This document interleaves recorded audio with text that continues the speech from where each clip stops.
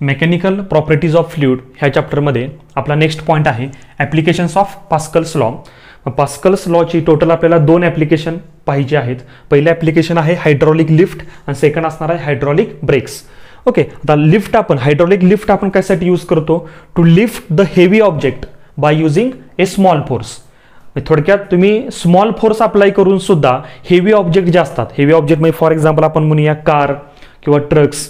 Okay, हे काय करू शकता तुम्ही? लिफ्ट म्हणजे वर उचलू शकता आणि त्यासाठी तुम्ही फोर्स किती अप्लाय करणार? Very small. थोडक्यात तुम्हाला काय करायचं आहे इथं की small force converted into large force आणि त्या लार्ज फोर्सचा यूज करून तुम्हाला हेवी ऑब्जेक्ट्स लिफ्ट म्हणजे वरती उचलायचे असतात. ओके, आणि हे तुम्ही बऱ्याचशा ठिकाणी गॅरेजमध्ये वगैरे तुम्ही बघितलं असेल की ह्या ठिकाणी आपण काय करतो, तुमची कार इथं आपण ठेवलेली असते. ओके, आणि इथून तुम्ही काय करता? फोर्स अप्लाय करता, स्मॉल फोर्स. कारण आपली कॅपॅसिटी आहे की आपण एवढा फोर्स जनरेट करू शकत नाही की जेणेकरून कारला तुम्ही इझिली लिफ्ट कराल, कारण कार हेवी असते, कारचं वेट खूप जास्त असतं. तर तुम्ही इथून स्मॉल फोर्स अप्लाय करू शकता, पण त्या स्मॉल फोर्सचं इथं काय होतं? लार्जर फोर्समध्ये कन्व्हर्जन होतं. आणि कसं होतं तेच आपण आता बघूया. आणि त्यासाठी हे कोणाचं ॲप्लिकेशन आहे? पास्कल लॉचं ॲप्लिकेशन आहे हायड्रॉलिक लिफ्ट. मग पास्कल लॉ काय म्हणतो हे आपण प्रिव्हियस लेक्चरला पाहिलं होतं की according to Pascal law, if we apply a pressure to any point of the fluid, it will transmit equally and undiminished to each and every point of the fluid and also to the wall of the container. म्हणजे तुम्ही फ्लुइडच्या कुठल्याही पॉईंटला जर pressure apply केलं तर fluid काय करतं? फ्लुइडची property काय? तर फ्लुइड ते प्रेशर, तुम्ही अप्लाय केलेलं प्रेशर फ्लुइडच्या प्रत्येक पॉईंटला इक्वली काय करणार? ट्रान्समिट करणार, इक्वली अँड अनडिमिनिश्ड, कमी न करता. ओके, आणि वॉल्स ऑफ कंटेनरला पण तेवढंच प्रेशर अप्लाय करणार. हे झालेलं आहे, तुम्ही ते लेक्चर बघून घ्या. ठीक आहे, आता आपण काय करूया, इथं आपण 2 सिलेंडर घेतलेले आहेत. हा पहिला सिलेंडर आणि हा दुसरा सिलेंडर. ह्या 2 सिलेंडरमध्ये आपण काय घेतले? 2 पिस्टन घेतलेत. हा पहिला पिस्टन ज्याला आपण म्हणले पिस्टन S1 आणि हा दुसरा पिस्टन आहे त्याला आपण म्हणले पिस्टन S2. आणि हा जो पिस्टन S1 आहे त्याचा एरिया आपण किती म्हणूया? A1. आणि हा जो पिस्टन S2 आहे हा जा एरिया किती आहे? तर A2. आणि तुम्हाला बघून समजत असेल तर A2 is greater than A1. हा जो पिस्टन आहे S2 नावाचा पिस्टन, त्याचा एरिया काय? ह्या S1 पिस्टनच्या एरियापेक्षा खूप जास्त आहे. हा ब्रॉड आहे, हा थोडासा ह्याच्यापेक्षा लहान आहे. S2 पेक्षा हा पिस्टन लहान आहे, म्हणजे हा एरिया कमी आहे, हा एरिया जास्त आहे. ओके, आता त्याचा यूज आपल्याला पुढे समजेल की आपण हा एरिया जास्त का ठेवला आणि ह्या पिस्टनचा एरिया कमी का ठेवला. ओके, आता इथं तुमची असं इमॅजिन करा की तुमची कार आहे जिला तुम्हाला लिफ्ट करायचं आहे. ओके, मग तुम्ही काय करणार? इथून एक डाऊनवर्ड डायरेक्शनला फोर्स अप्लाय करणार. किती फोर्स अप्लाय केला? F1. Okay, F1 force apply केल्यामुळं हा पिस्टन काय होणार? आता डाऊनवर्ड डायरेक्शनला मूव्ह होणार. म्हणजे जो पिस्टन हिथं होता तो आता पिस्टन हिथं आला, खाली आला ना तो, कारण तुम्ही काय केला? फोर्स अप्लाय केला. आणि आपल्या सगळ्यांना माहिती आहे तुम्ही किती फोर्स अप्लाय केला? F1. आणि ह्या पिस्टनचा एरिया किती आहे? A1. तर आपल्या सगळ्यांना माहिती आहे F1/A1 force per unit area is non as pressure. थोडक्यात आपण काय म्हणूया की तुम्ही ह्या ठिकाणी काय अप्लाय केलं? प्रेशर अप्लाय केलं ह्या पिस्टनवर किंवा ह्या फ्लुइडवर. ओके, आणि हे जे फ्लुइड आपण घेतले ते फ्लुइड कसलं आहे? इनकॉम्प्रेन्सिबल आहे. इनकॉम्प्रेन्सिबल आहे म्हणजे ज्याचा व्हॉल्यूम काय असतो? कॉन्स्टंट असतो. आता ज्या अर्थी तुम्ही ह्या फ्लुइडच्या ह्या पॉईंटवरती किती प्रेशर अप्लाय केलं? P प्रेशर अप्लाय केलं. मग ह्या फ्लुइडची टेंडन्सी किंवा फ्लुइडची कुठली प्रॉपर्टी आहे? तर ते फ्लुइड काय करतं?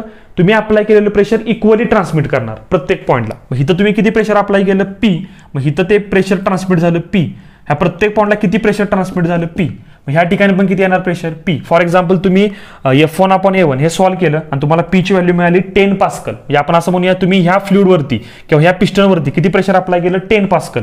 मग ते 10 पास्कल प्रेशर फ्लुइडच्या प्रत्येक पॉईंटला आणि ह्या व्हेसलच्या वॉलला पण काय होणार? इक्वली ट्रान्समिट होणार. मग ह्या ठिकाणी पण प्रेशर किती असणार? P. ह्या वॉलवरती पण P असणार. ओके, ह्या पिस्टनवरती पण किती असणार? P असणार. ह्या वॉलवरती पण किती असणार? P असणार. प्रत्येक पॉईंटला इक्वल काय झालं? ते प्रेशर काय झालं? ट्रान्समिट झालं. ओके, आता मला एक गोष्ट सांगा की जर ह्या पिस्टनवरती P प्रेशर एवढं काय झालं? ऍक्ट होत असेल तर ह्या पिस्टनचा एरिया किती आहे? तर A2. आणि आपल्या सगळ्यांना माहिती आहे pressure is equal to force upon area. मग फोर्स किती असणार आहे? तर प्रेशर इंटू एरिया. मग मी तुम्हाला क्वेश्चन काय विचारला? जर ह्या पिस्टनवरती P एवढं प्रेशर ऍक्ट होत असेल आणि ह्या पिस्टनचा एरिया A2 असेल तर ह्या पिस्टनवरती अपवर्ड डायरेक्शनला किती फोर्स ऍक्ट होणार? तर force is equal to pressure into area. So त्या फोर्सला आपण म्हणूया F2 इज इक्वल टू ह्या पिस्टनवर ऍक्ट होणार प्रेशर P, जे हिथं P होतं हिथं पण P असणार आहे, इंटू ह्या पिस्टनचा एरिया किती? A2.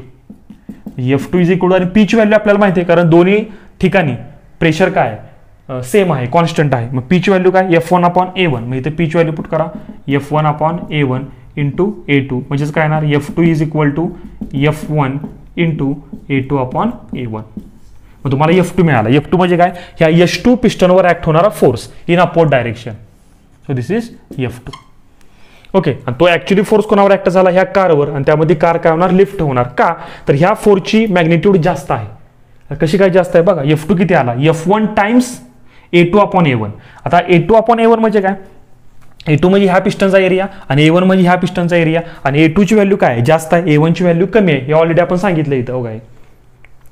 तर मग हा रेशो कसा येणार, ह्याची व्हॅल्यू पण जास्त येणार ना A2/A1 हे सॉल्व्ह केल्यानंतर, आणि ह्या व्हॅल्यूला तुम्ही F1 न काय केलं, मल्टिप्लाय केले. मग ऑब्व्हियसली F2 ची व्हॅल्यू F1 पेक्षा जास्त असणार. कितीने जास्त असणार आहे, force on this second piston is equal to F1 times A2/A1.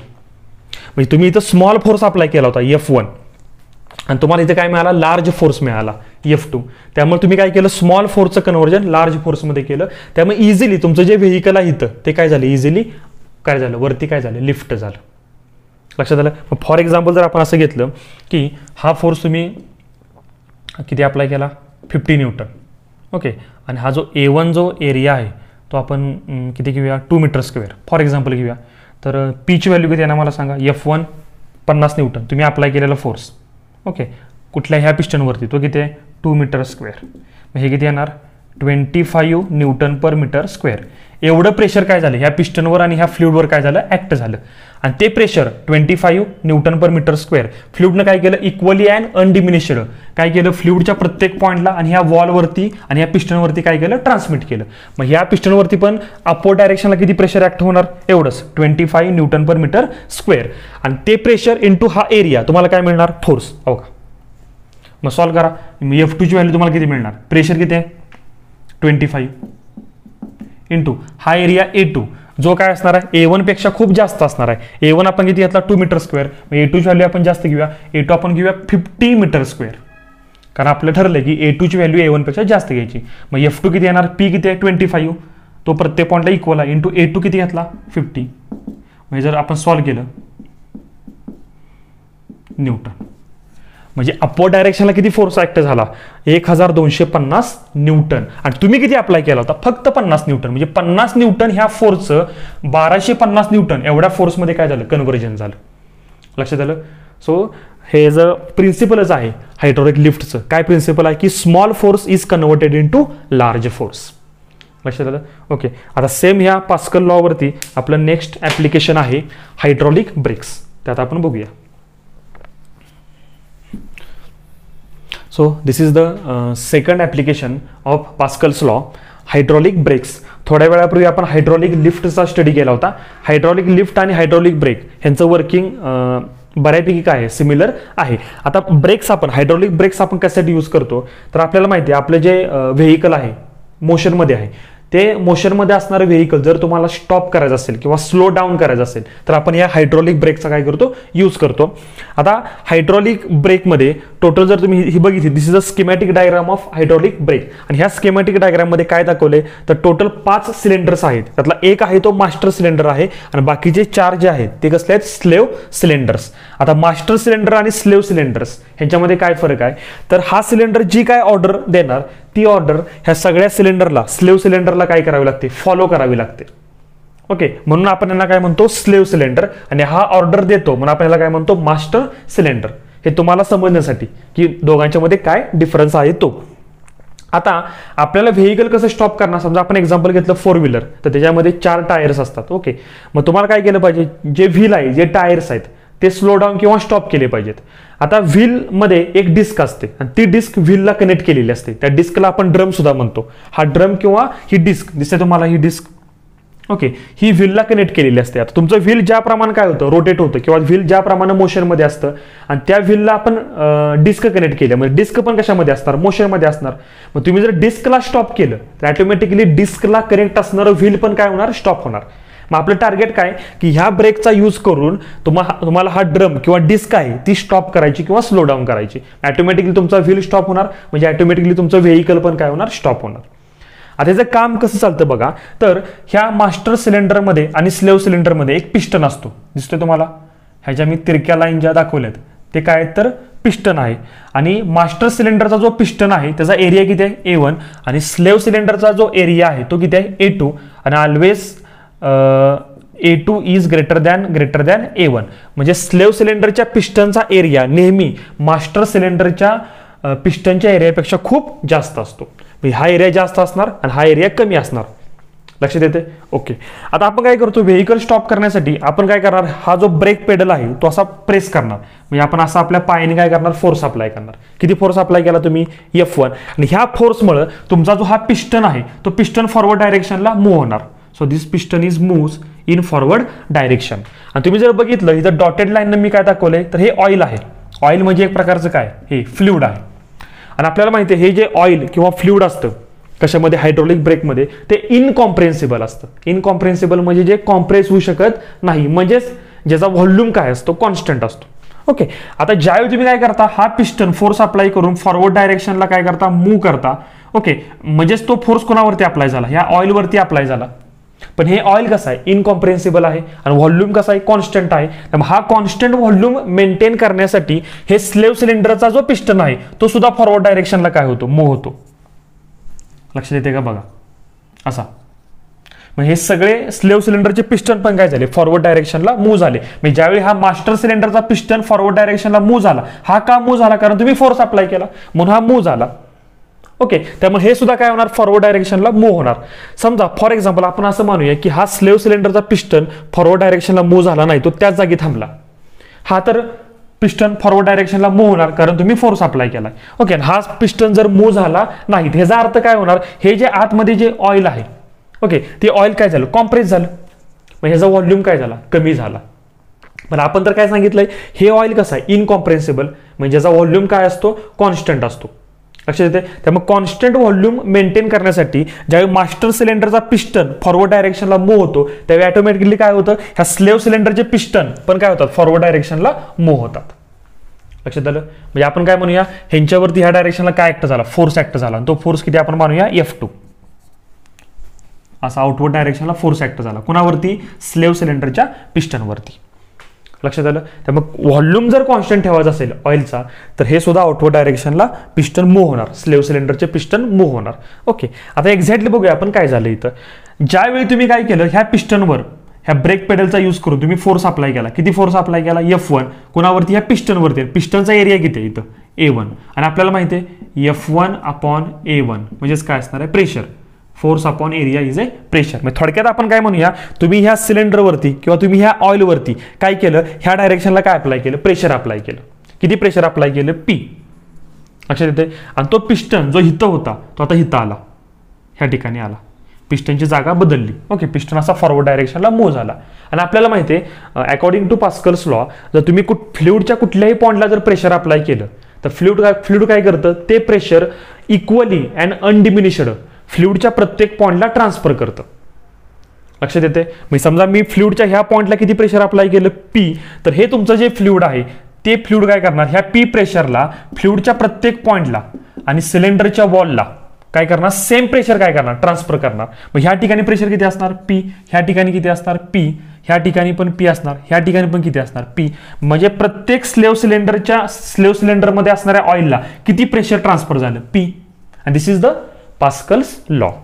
फ्लुइडच्या कुठल्याही पॉइंटला प्रेशर अप्लाय करा, ते प्रेशर ते फ्लुइड काय करतं, इक्वली अँड अनडिमिनिश्ड ट्रान्सफर करतं. कोणाला, to each and every point of the fluid and also walls of the container. लक्षात आलं? हे समजलं सगळ्यांना? मग ह्या ठिकाणी प्रेशर किती आलं, P.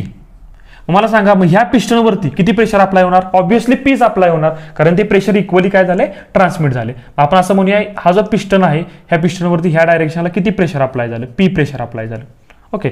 जसा प्रेशरचा फॉर्म्युला काय असतो, फोर्स अपॉन एरिया. ओके. मग फोर्स किती असणार आहे, एरियाला इकडे घ्या, प्रेशर इंटू एरिया. मग ह्या पिस्टनवर किती प्रेशर अप्लाय झालं, P. आणि ह्या पिस्टनचा एरिया किती आहे, A2. मग प्रेशर इंटू एरिया काय असणार आहे, फोर्स. मग ह्या ठिकाणी तुम्हाला फोर्सचा फॉर्म्युला किती मिळाला, F2. F2 म्हणजे फोर्स किती आला, ह्या पिस्टनवर अप्लाय होणार प्रेशर P इंटू पिस्टनचा एरिया किती, A2. लक्षात आलं?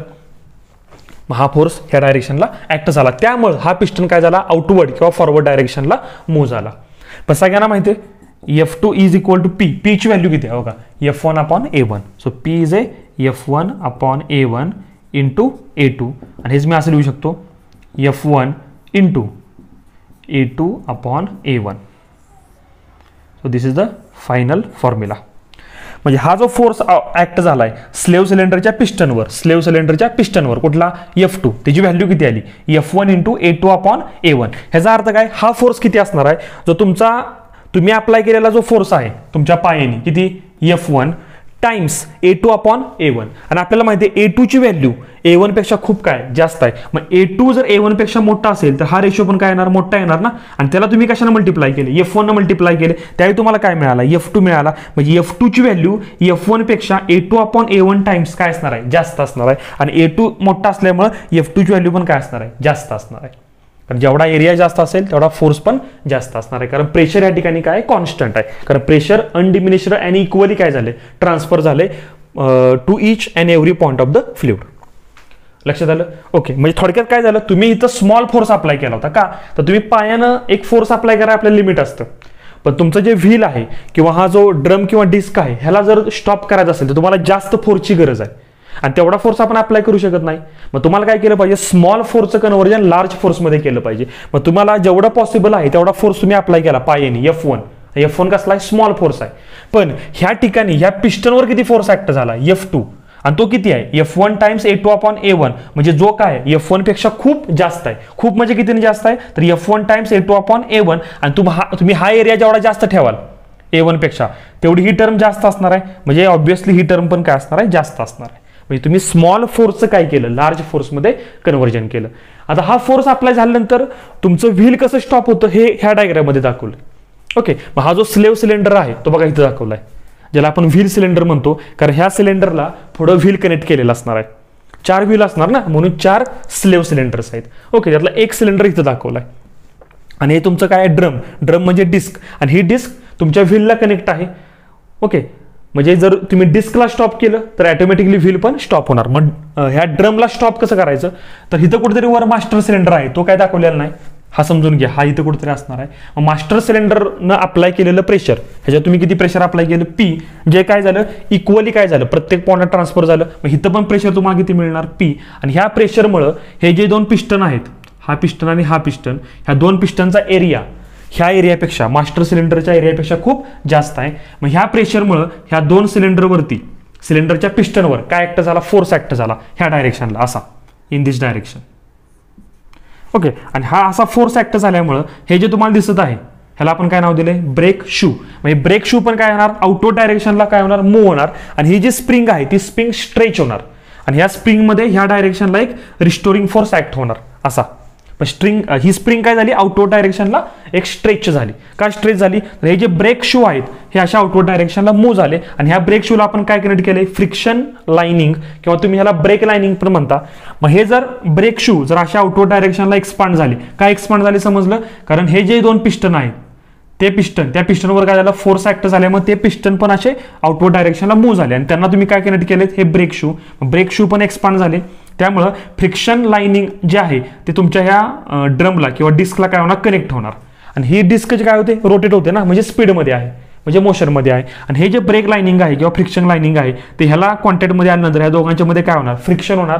आणि फ्रिक्शन झाल्यामुळं ही जी ड्रमची मोशन आहे त्या ड्रमच्या मोशनला अपोज होणार, आणि हळूहळू ह्या ड्रमची मोशन काय होणार, स्लो डाऊन. म्हणजे हा ड्रम काय होणार, स्लो डाऊन होणार, आणि थोड्या वेळानं तो स्टॉप होणार. आणि ड्रम स्टॉप झाला की त्याला कनेक्ट असणारं व्हील पण स्टॉप होणार, आणि व्हील स्टॉप झाले की ऑटोमॅटिकली तुमचं व्हेइकल पण स्टॉप होणार. ओके, नंतर तुम्ही जर ब्रेक पेडल काय केला, लूज केला, तर हा जो पिस्टन आहे तो पुन्हा काय होणार, बॅकवर्ड डायरेक्शनला मूव्ह होणार. त्यामुळे सगळे पिस्टन पण काय होणार, बॅकवर्ड डायरेक्शनला मूव्ह होणार. आणि ह्या स्प्रिंगमध्ये ह्या डायरेक्शनला काय ऍक्ट झाला, रिस्टोरिंग फोर्स ऍक्ट झालाय ना सुरुवातीला, स्ट्रेच झाल्यामुळे. आणि तो रिस्टोरिंग फोर्स आता ऍक्ट होणार. त्यामुळं हे जे ब्रेक शूज आहेत ते इनवर्ड डायरेक्शनला आत येणार, आणि फ्रिक्शन लाइनिंग पण असे इनवर्ड डायरेक्शनला आत येणार. त्यामुळं हा ड्रम आणि फ्रिक्शन लाइनिंगचा कॉन्टॅक्ट ब्रेक होणार. आता दोघांच्या मध्ये फ्रिक्शन होणार नाही. त्यामुळे पुन्हा तुमचं व्हेइकल काय होणार, फिरण्यास, म्हणजे तुमचं व्हील जे आहे ते पुन्हा काय होणार, रोटेट होणार. अगोदर स्लो डाऊन झालं होतं, आता पुन्हा ते काय होणार, रोटेट होणार. लक्षात आलं. So this is the working of hydraulic brakes. लक्षात आलं. ओके. मग थोडक्यात आपण काय म्हणू शकतो, हायड्रॉलिक ब्रेकमध्ये तुम्ही काय केलं, स्मॉल फोर्स F1चं लार्ज फोर्समध्ये कन्व्हर्जन केलं, दॅट इज F2. ओके, ठीक आहे.